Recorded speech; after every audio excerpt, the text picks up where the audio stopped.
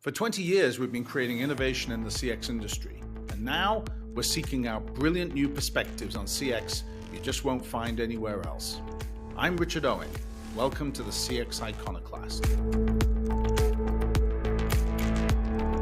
In this episode of the CX Iconoclast, we welcome Joe MacLeod, author, speaker, and self-proclaimed head of Endineering, END, to explore one of the most overlooked parts of the customer experience, the ending.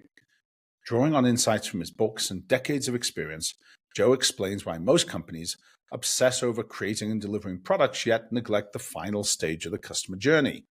From cable companies using aggressive tactics to retain customers to gyms making it difficult to cancel, he reveals how poorly designed endings damage brands, waste resources, and miss opportunities to strengthen relationships.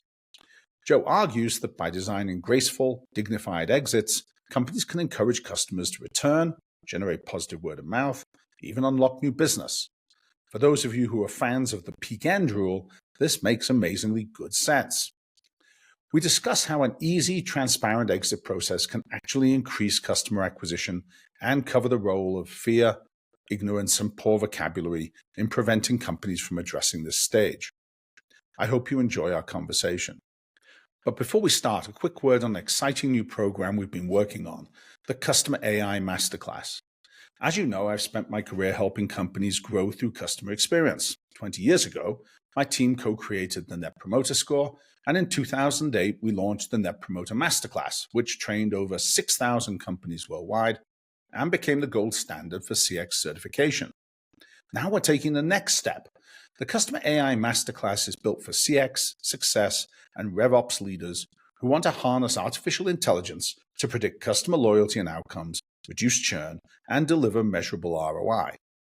It's the natural extension of everything we've learned about customer-led growth, and it's built for the next generation of leaders.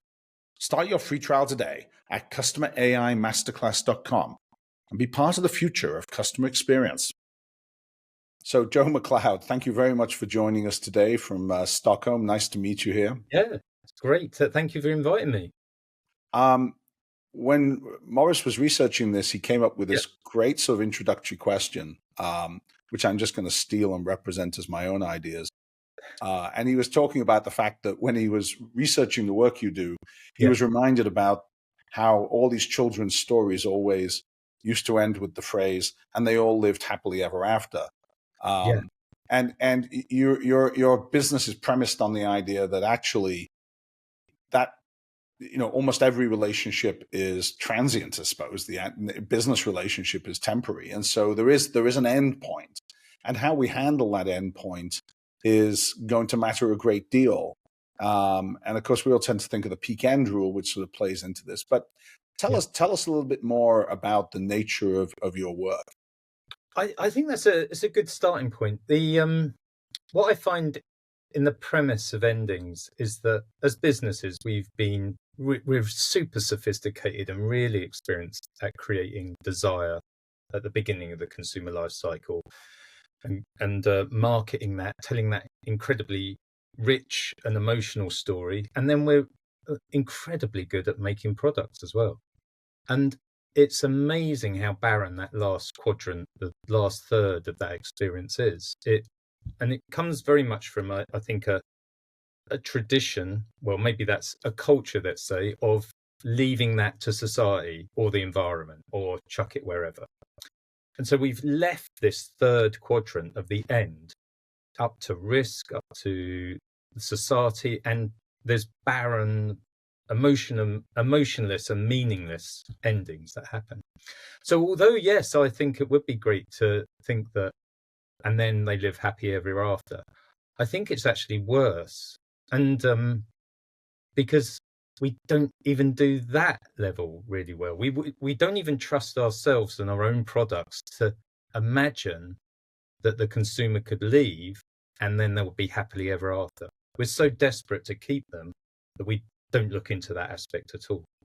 And I think just one other thing is that the sort of sometimes people bring up the planned obsolescence angle.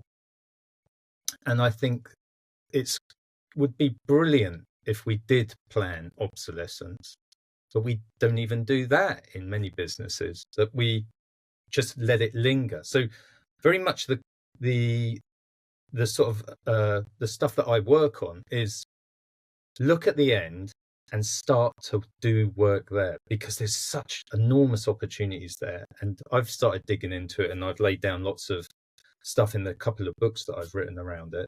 And that would be the first starting point. Look at the end, because it's way different to what we imagine.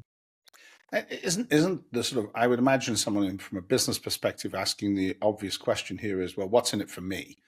Right? Yeah. We have this viewpoint of the end of relationships with customers as being, akin to a divorce in some ways. It's like, maybe we're kind of friendly, maybe it's really acrimonious, but either way, I'm not going to be calling up afterwards and necessarily be best buddies. And so my selfish interest kicks in. I say, well, okay, why invest in something which is by very definition over? Yeah, exactly. And I love this question, because it sort of it sort of exposes the problem, really, is the ignorance that we have of the end. If we look at digitization that we've been doing over the last 20 years, we spent a lot of time digitizing companies and products and making them really efficient. So pretty much the consumer can come in to a product experience. They can do their own research of what product they want. They can come into your website. They can look around at what type of product they want, pick different versions of it, customize it, purchase it. Then they can get it delivered by different groups, and then it comes to their house and they're using that product. They haven't spoke to anyone in that company. And yet when they want to leave a business, for example, telecoms is a really good example of this, we all of a sudden revert to the 18th century. We use telephones and humans to stop people leaving. And that comes from an aspect of, I think, ignorance and fear of the end, that if people leave, then my business is going to collapse. But the reality is that people are going to leave all over the place because of two reasons, and two reasons only. That your product's not very good, and if they're leaving, it's too late. And B, external factors. People are leaving your business because of external factors. And if you stop them in that, you pretty much only do damage to your brand and your reputation, because you often create terrible endings because you're so fearful of it. I'm reminded when you're talking about this, well, a couple of examples pop into my head. And of course, in the United States here, one of the most famous was always AOL. And I'm dating myself here, but AOL was famously hard to leave.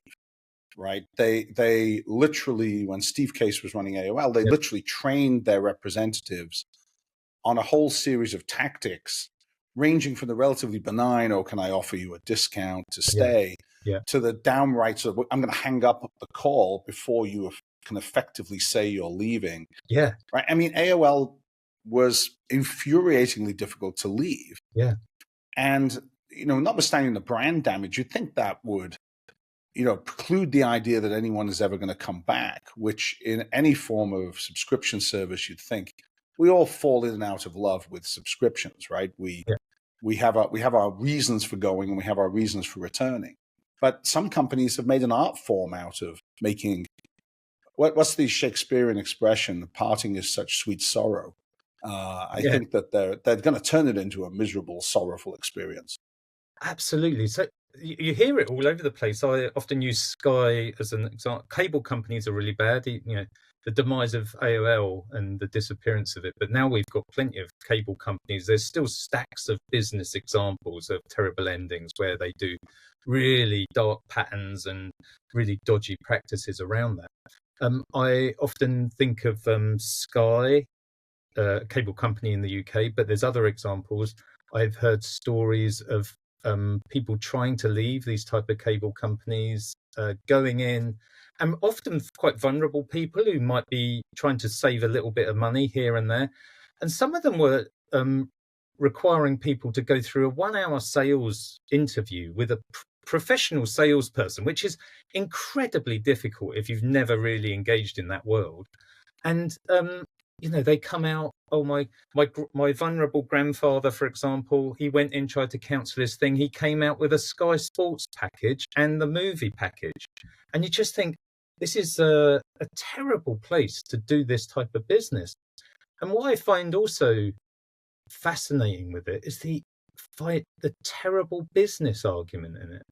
So, for example, we don't like people leaving our business. So we created a load of humans which need desks and insurance and, pensions, or humans are expensive because we don't like people leaving. And we've got a big team, let's say 100 people in our business doing that.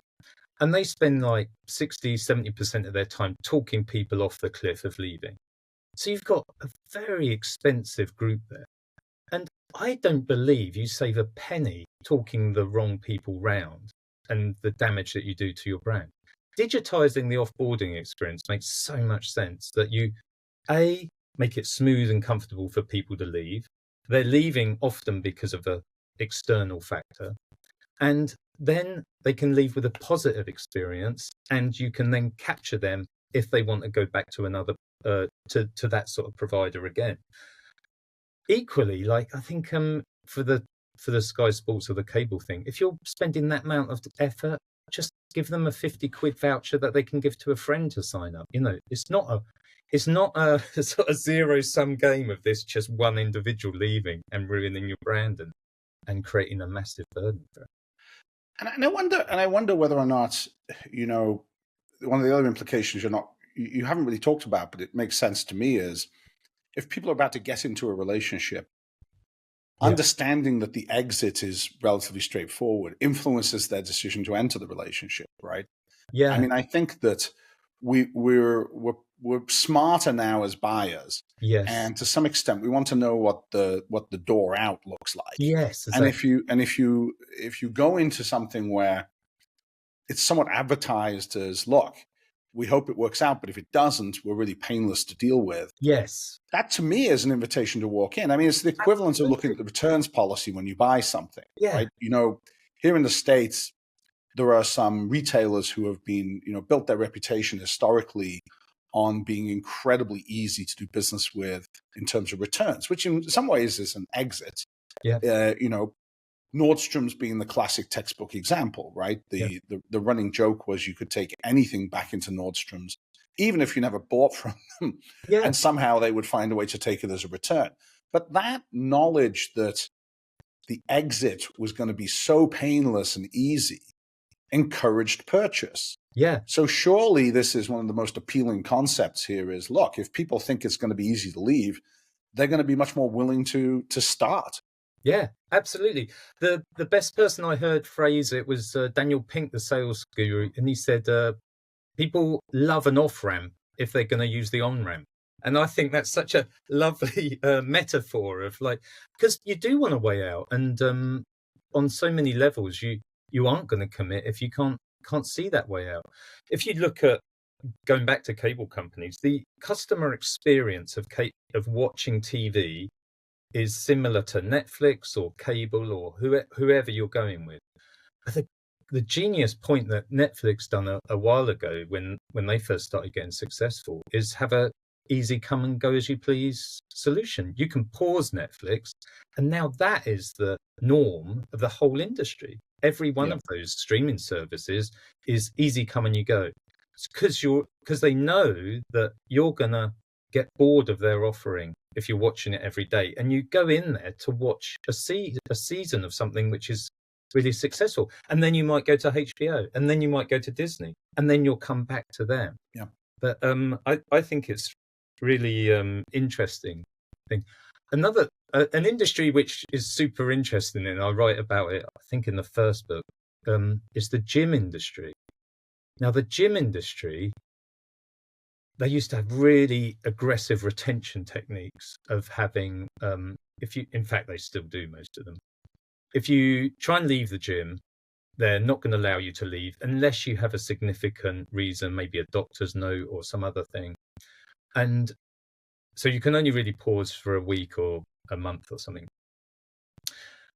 And so what happens is after Christmas, loads of people start going to the gym. They sign up to the gym. They go, I'm going to go to the gym. And the data says that people will go to the gym. They get really excited. Then it'll be like February. They go through January and February and March, and then it'll start to wane, and they get a bit tired and repetitive, and it starts to get brighter, and they get invited out for drinks in the evening. And then all of a sudden, they're not going to the gym that much. Because the reality is that people don't go to the gym. They like not going to the gym. And so my argument is, if you're a great company in terms of gyms, you need to have a good ending experience, because most people don't go to the gym. What they like doing is signing up for the gym and then leaving the gym. And so if you're the company that offers the easy way out, then they're going to try the gyms in your area, because most of the time it has to be located locally. And they're going to eventually, over 4 seasons of having really horrible experiences, come back and be loyal to your gym because it's easy to go to. Yeah. It's funny you talk about that industry. I remember, at one point I was involved with looking at that industry, and there was a company that had felt that they churned through the entire population of Chicago. Literally everybody had tried the gym and dropped out. And they were running out of sort of new, fresh meat, if you like. They just couldn't find anyone new. And of course, the nature of the industry is that it makes its money from people not consuming its product. Yeah. I mean, it's actually designed in a way that says if everyone showed up and actually consumed the product, it wouldn't make any money. Exactly. And so it's in some ways you do run out of people. Everyone's had a go. But in that case, everybody's also experienced the exit as well. So what's the prescription here, Joe, as we start to think about what companies should be doing that they're not? So the first thing you need to do is just ask the question, the simplest question: how does it end? And you can go into any business and you can ask people, how does it begin? What's the product offering? All of these things. And everyone in that business will have deep, nuanced answers to every one of your aspects that you're questioning. If you ask them, how does it end? Everyone's paralyzed by that simple question. So I go into businesses, obviously, and talk about this, and I'm fascinated by how often the end as an experience is avoided. I was talking to an industry earlier yesterday, and big industry sell a physical product, which is really big and cumbersome, and they're interested in circularity, but they have their vocabulary is all about sustainability and materials, because that's where we're comfortable, because we don't talk about the end. So in circularity, and if you don't have an ending with a consumer attached to it, you haven't got any data and you don't get your product back. It's going to go into landfill. So in something like this product, it's really important that you grab that product back from the consumer and you understand what's going on at that point. And so many industries, I find, that haven't got a clue what really happens at the end in terms of a consumer experience sense. They have lots of information, what happens in a materialistic sense or in a chemical sense, in a legal compliance sense, because those are the things that we like to talk about. But because we've got such a poor vocabulary and understanding, and we rarely look at the end as a consumer experience, we barren of a language around that. And without language, we find it hard as collaborators in a business to have common purpose insight. So the first book, which I wrote, the Ends book, is really about the problem space and how that's a philosophical, sociological, historical problem. And then the second book is really a toolbox of how to do it. And so one of the first things I teach on the courses is identifying types of endings. There's broadly 8 types of endings in the consumer life cycle. So if you think about like a timeout ending, for example, if you go on a 2-week holiday, after 2 weeks, it's going to end. And if you go on sort of like a credit or exhaustion type ending experience, that often is about money running out, but it could be about fuel in your car running out. And so you go through each of these categories and you think, how does ours end? And what are the nuance and insights around that? And once you start building up that vocabulary, you can start to feel these muscles start to have insight and start working. And then you can start having a conversation about, okay, how should our product end in terms of our branding, in terms of our voice, because a lot of these things at the end of the consumer life cycle are the reverse of what is going on at the beginning. So a good example could be like, for example, the telephone industry, the mobile phone industry, carriers, oh, we're transparent, we're honest, and at the other end, we're in the shadow worlds, we're lying to you, and we're trying to keep you in place. And so these type of, even these branded experiences are really back to front at the end of the consumer life cycle. Yeah, I'm also thinking somewhat about the whole business to business aspect of this. Yeah. And, in some ways, there's a better argument in B2B than there is even in B2C.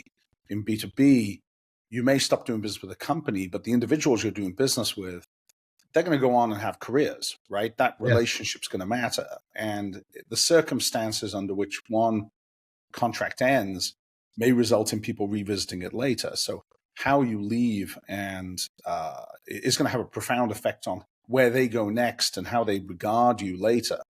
Yeah. And so that investment in getting this right seems to make a lot of sense. I also think of M&A, where the classic mistake in mergers and acquisitions is not planning for failure, not planning for whatever goes wrong. How do you separate as opposed to how do you enter into an M&A?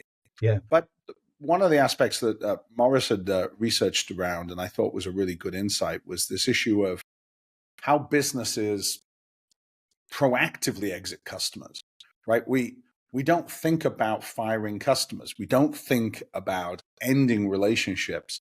Customers end relationships with us. And yet the reality is it makes a lot more sense for businesses to think about a process by which they want to exit business relationships, because it doesn't make sense. And I'll make reference to actually one of our previous guests, a professor at Harvard, Das Nariandas. And Nariandas had this wonderful 2x2. And he talked about customers that made a lot of money, and he talked about customers that represented a good fit for product. And then there was always this quadrant where it was neither. Yeah. And he had a term for customers in that quadrant, and he called them strategic customers. Right. And the obvious question is, why are they strategic? He said, because the only rationale anyone ever has for doing business with them is they're strategic.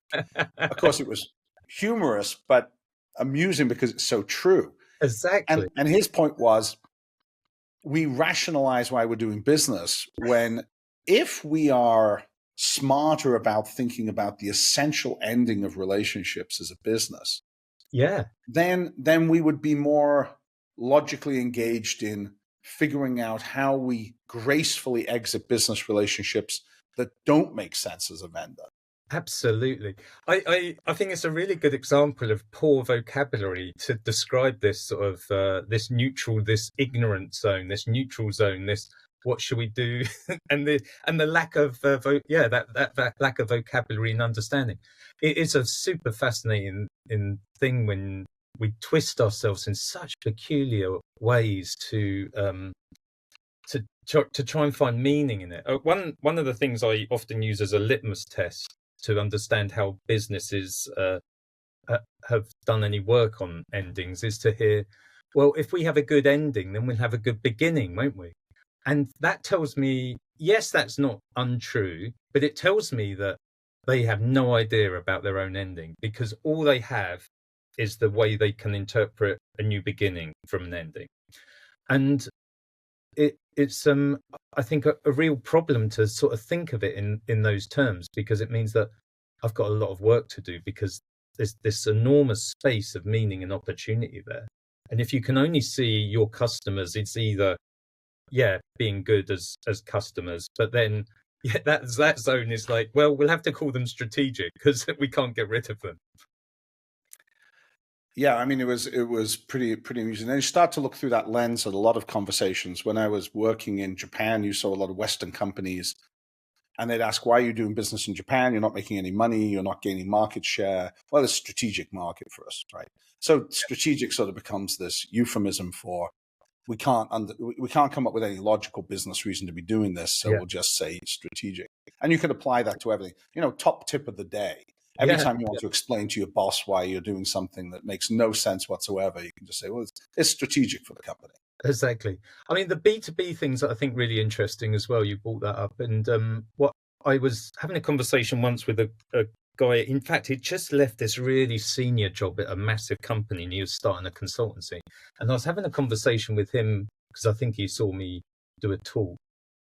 And he was saying the B2B business is, as you point out, is almost have a bigger need, because a lot of the time the B2B business is so specialized that when somebody or a product leaves that marketplace, there isn't often a replacement for it, that you have got built such a strategic, that word again, let's use specific instead, a specific product which has a specific need because you've probably built it together. So it's not as easy when somebody leaves or some business shuts down in that sense. And I had an anecdote from a guy who was, he came on one of the courses and he was in a marketing company. One of his clients, a long-standing client, was going to leave. And obviously they were gutted about this. And he thought to himself, I'm going to make the best ending I can for this company. So he's built this whole offboarding experience for them. He packaged up all their things in the right way and really made an effort to say goodbye to this customer. And he said they were blown away by it. And so about a few months later, they returned to him and said, there's an even bigger bit of work, because we were so impressed with your ending that we want you to do this extra bit, this other bit of work, which was bigger than the original relationship they had already. So it wasn't that he's obviously upset the customer's leaving. And as I point out, that happens in two ways: product offering, or it might have been external factors that this other company offers. But you've got control of the end, so you can make that impactful on the long term and then get these people back, these customers back, or these new clients. Well, and the word of mouth implications, Yeah. Joe, we don't have time to go into everything in terms of your methodology. You've turned this into quite a science, and I know there's some publications you've created which we'll shamelessly plug here. Oh, yes, in the finished podcast. But I want to thank you very much for talking with us today and picking on a topic which I think is completely unique, overlooked consistently, and I think will give people a lot of pause for thought in terms of how they think about designing and executing customer experiences. I think a really great way for people to innovate in ways which perhaps they're just completely overlooked today. So thank you very much. Really appreciate your time. Thanks very much, Richard. Thanks a lot. All right. Bye. Thanks for listening to the CX Iconoclast from OCX Cognition. Subscribe wherever you get your podcasts so you won't miss any of our thought-provoking conversations. And please get in touch if you want to learn more about what OCX Cognition's predictive CX analytics platform can do for your business by providing complete insights into every account, continuously updated and connected to operations. You'll find contact info in the show notes.